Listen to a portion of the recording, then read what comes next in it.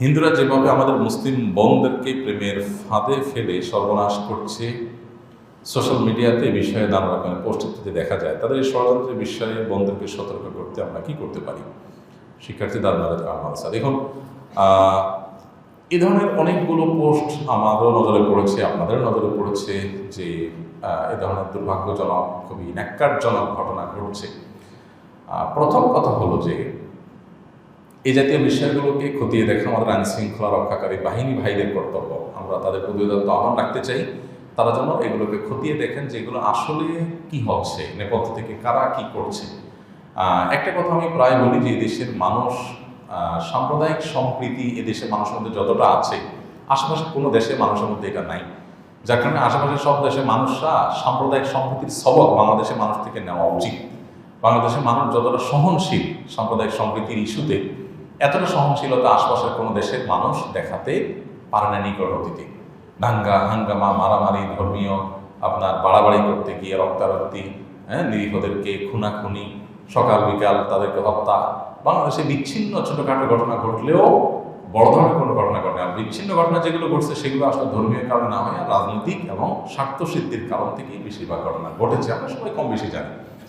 তো এই ধরনের পরিস্থিতির যারা আমাদের পরিবেশ গোলা করার চেষ্টা করছে, নানা রকমের উস্কানি দিচ্ছে এবং নানা রকমের সম্প্রীতি নষ্ট হওয়ার মতো কাজ করছে, সেগুলো যদি সিরিয়াসলি আমাদের আইন শৃঙ্খলা রক্ষাকারী বাহিনীর কর্তৃপক্ষ, বিভিন্ন এজেন্সি, দায়িত্বশীল ব্যক্তিবর্গ এবং অথরিটি তারা যদি না দেখেন, তাহলে এটা আমাদের কারোর জন্য কল্যাণ বয়ে আনবে না। এগুলোর মধ্যে কোনটা প্রপাগান্ডা সেগুলো বের করে এনে সেগুলোকে যেমন দৃষ্টান্ত শাস্তি দেওয়া উচিত এবং ঘটনাকে আড়াল না করে প্রকৃত ঘটনাকেও বের করে আনা উচিত।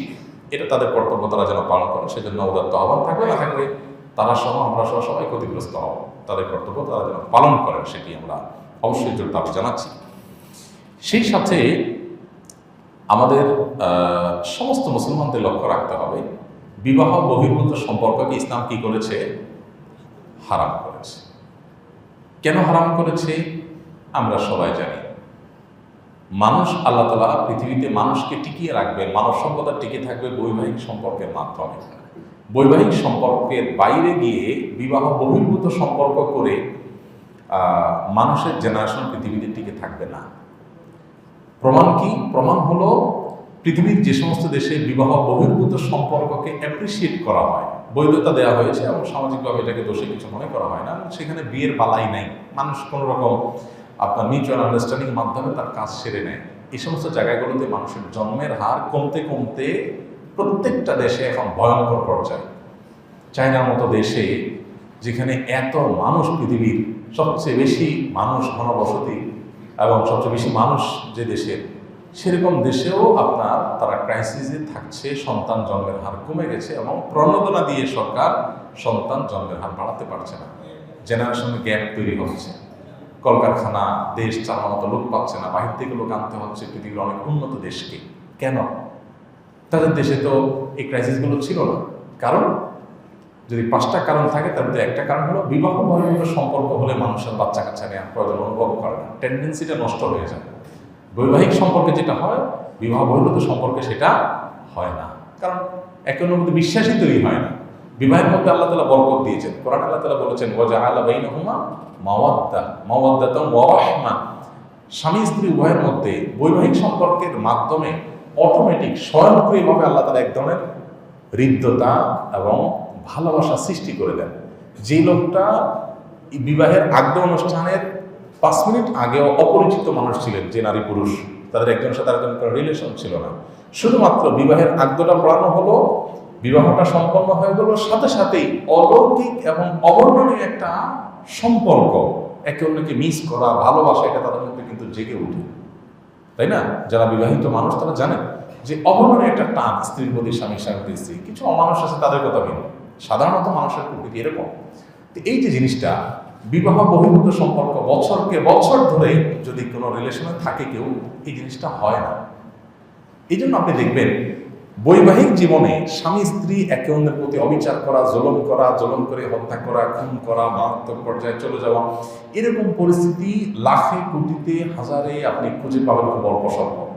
আর তথাকথিত এই প্রেমের সম্পর্ক বিবাহ ছাড়া যেটা করে এটার মাধ্যমে যে রিলেশনগুলো হয়, এই রিলেশনগুলোতে আপনি প্রায় দেখবেন ধোঁকা, প্রতারণা, আজকে ছেঁকা খাইছে, কালকে ছেড়ে দিয়ে চলে গেছে, তলে তলে আরেকজনের সাথে করছে। বৈবাহিক জীবনেও হয়, কিন্তু এখানে তার তুলনায় অনেক বেশি হয়। কারণ স্বামী স্ত্রীর পরস্পর সম্পর্কের মধ্যে সামাজিক একটা কমিটমেন্ট থাকে। সমাজের মানুষদের উপস্থিতিতে, সাক্ষী আপনার শহীদের উপস্থিতিতে, সবার মধ্যস্থতায়, দ্বিপাক্ষীয় প্রচেষ্টায়, দুইটা ফ্যামিলির বন্ধনের মাধ্যমে এই সম্পর্কটা গড়ে ওঠে। এখানে একটা সামাজিক দায়বদ্ধতা আসে। তথাকথিত প্রেম বা বিবাহ বহির্ভূত তথাকথিত এই যে রিলেশন বা হারাম সম্পর্ক, এই জায়গাটাতে সেই জিনিসটা কখনো হয় না, যার কারণে সেখানে মিস ইউজের পরিমাণ অনেক বেশি। কেন ইসলাম বিবাহের জন্য এতটা কঠোরভাবে নির্দেশ আমাদের বৈবাহিক জীবনের জন্য দিয়েছে? এই জন্য কোনো ছেলে নিজেকে হিন্দু হয়ে যদি বলে না আমার ইসলামের প্রতি ভালো লাগা কাজ করে, তো কোনো মুসলমান মেয়ে যদি তার প্রতি দুর্বল হয়ে পড়ে, এটা তার ভুল। আপনি মুসলমান, ইসলাম আপনার কাছে ভালো লাগে, ইসলাম গ্রহণ করেন, ইসলাম গ্রহণ করেন। আপনি ইসলাম গ্রহণ করেছেন আল্লাহর জন্য, দুনিয়ার কোনো উদ্দেশ্য নাই, এটা আপনি প্রমাণ করেন। এটা আপনি প্রমাণ হয়ে গেলে তারপরে যেখানে আল্লাহ আপনার নসিব রেখেছেন সেখানে বিবাহ হতে পারে। তো অনেক সময় এই ধরনের ফাঁদে মেয়েরা পড়ে, এটা পড়া উচিত না। এমনকি ছেলেরা অনেকে পড়ে, সেটাও পড়া উচিত না। আবার সেই সাথে এটাও মাথায় রাখতে হবে যে অনেক মানুষ তারা ইসলামের সৌন্দর্য দেখে ইসলামের ছায়া তলে ফিরে আসেন, তারা সত্যিকার ইসলামকে ভালোবেসে ইসলামে ফিরে আসেন।